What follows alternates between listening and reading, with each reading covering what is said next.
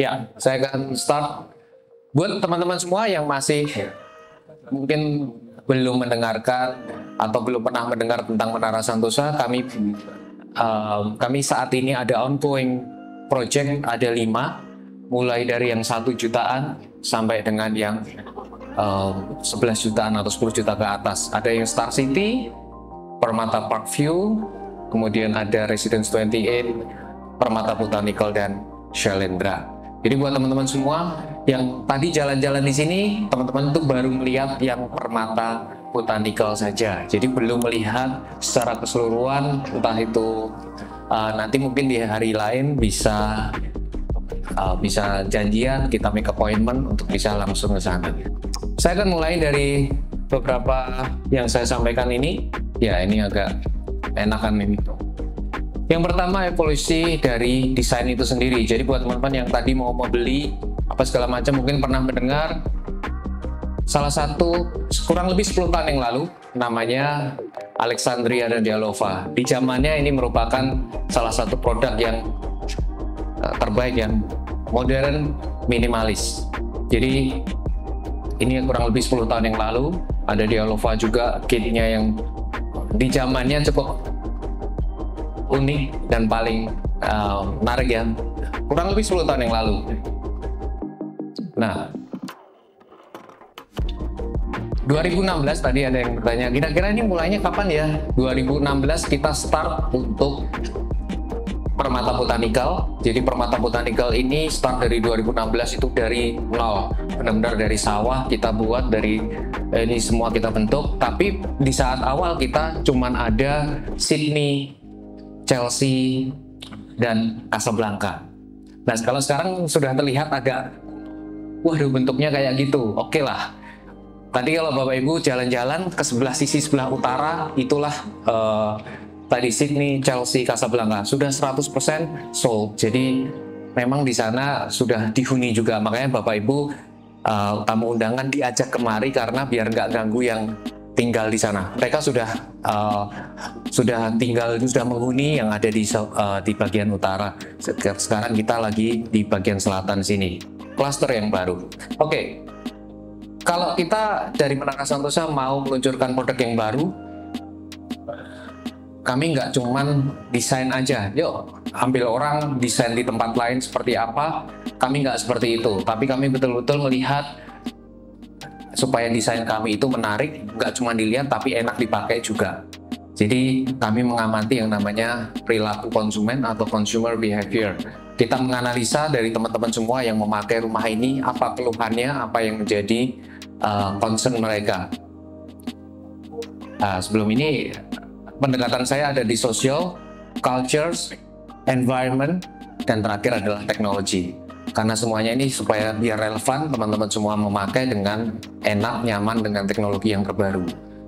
Desain pun mengikuti. Jadi bukan cuman rumah, tapi semuanya. Karena rumah pada dasarnya dari zaman dulu ya buatnya begini, batu bata disusun begitu. Tapi desain maupun teknologi yang dipakai, seperti Bapak Ibu lihat di kanan kiri saat ini, kita nggak ketemu namanya tiang listrik. Karena semuanya sudah di underground semuanya. Yang tadi kita injak-injak bersama tadi ada grass block di sini, yang sebelah kanan di sini. Itu di bawahnya ada 3 saluran, sudah ada saluran listrik, saluran pembuangan air kotor atau limbah, kemudian di bawahnya juga ada saluran fiber optik juga ada di bawah sini, dan kemudian ada juga air. Jadi kalau kita melihat di sini semuanya sudah di bawah tanah. Nah, itu teknologi yang kami sudah berikan di klaster-klaster atau koridor-koridor kami. Jadi yang modern bukan cuma rumahnya, tetapi juga teknologi yang kami taruh di masing-masing koridor. Yang pertama yang kami lihat adalah jumlah kamar. Jadi kalau Bapak Ibu beli, pastikan juga rasa ya relevan apa sih kamarnya, jumlahnya berapa, ukurannya berapa, karena yang tinggal bisa beda-beda. Tapi kami sudah lakukan survei kira-kira yang cocok itu kamarnya jumlahnya berapa minimum. Kemudian kami juga survei kira-kira yang punya mobil ukurannya berapa dan jumlahnya berapa. Jadi kami sudah lakukan pendekatan itu. Kemudian fenomena yang lain yang sering kita hadapin adalah kita nggak lagi bisa dengan, karena industri ya, industri jalan dan lain sebagainya. Kemudian ada yang namanya orang-orang itu sekarang lebih banyak bekerja di pabrik, sehingga kita sulit banget untuk mencari seperti asisten rumah tangga dan lain sebagainya. Jadi desain rumah itu sekarang sudah harus incorporate dengan hal itu. Jumlahnya ruangan nggak terlalu banyak, luas nggak terlalu luas, nggak mungkin kekejar seperti itu.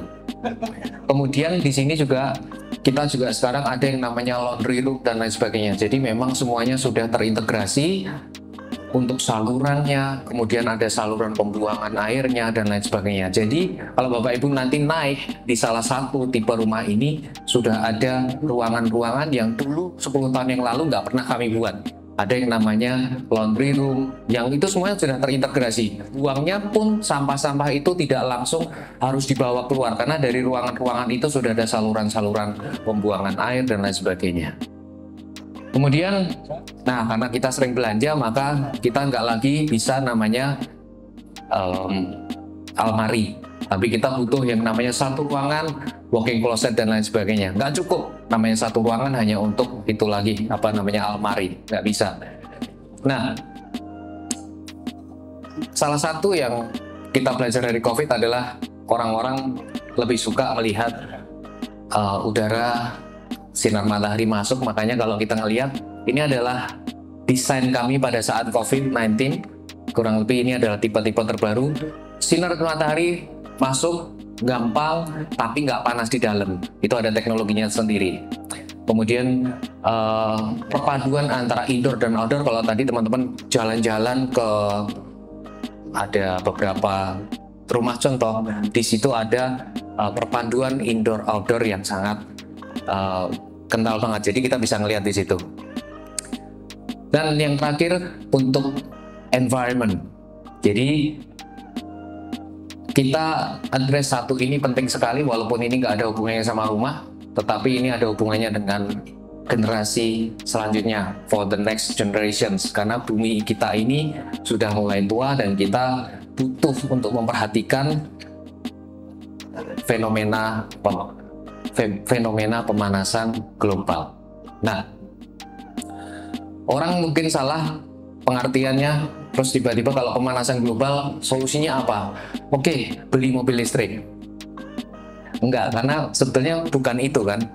Permasalahannya bukan dari mobil listriknya, tapi dari sustainable energinya, itu yang paling penting. Makanya kita di sini kalau Bapak Ibu jalan-jalan, banyak sekali tanaman-tanaman. Tadi masuk pun ada taman-taman yang besar, itu yang sudah kami hitung. Jadi semuanya itu sudah dihitung prosentasenya, sehingga cukup kalau tanaman itu tumbuh dan besar. Jadi misalnya ini tanaman ini besok tumbuh besar, bagian depannya ini, kemudian di sebelah kanan ini, kita sudah hitung itu prosentasenya sudah mencukupi untuk kebutuhan dalam kawasan ini. Jadi sudah ada prosentasenya, itu ada hitungannya semua, dan itu sudah kami penuhi. Jadi namanya RTH kalau di perizinan, namanya ruang terbuka hijau. Jadi itu semua sudah kami hitung. Jadi mungkin tadi Bapak Ibu masuk ke sini, kadang mungkin kok beda ya dengan perumahan yang lain. Ya, karena kami disiplin menerapkan prosentase supaya kandungan CO2 ini bisa dipegang, supaya nanti nggak makin tambah rusak dunia kita ini, bumi kita ini, ya. Jadi itu part of the design.